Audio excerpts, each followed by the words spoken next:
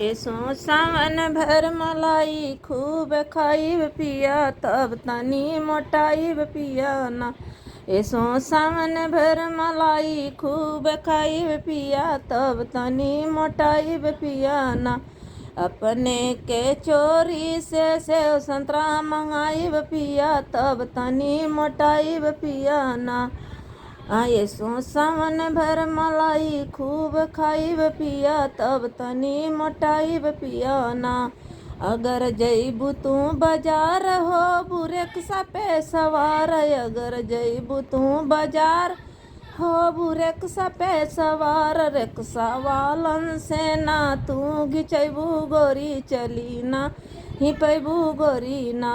Rickshaw वालन से ना तू घिचैबू गोरी चली नाही पैबू गोरी ना।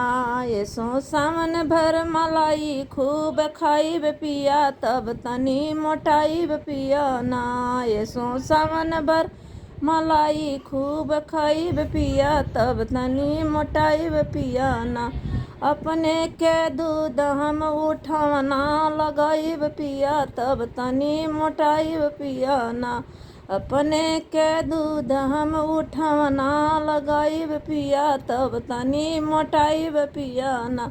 एसो सावन भर मलाई खूब खाइब पिया तब तनी मोटाइब पिया ना। घर में है लती दुआर में ना मैबू धना, इतनी तू मोटैबू धना ना। एसो सावन भर मलाई खूब खाइब पिया तब तनी मोटाइब पिया ना।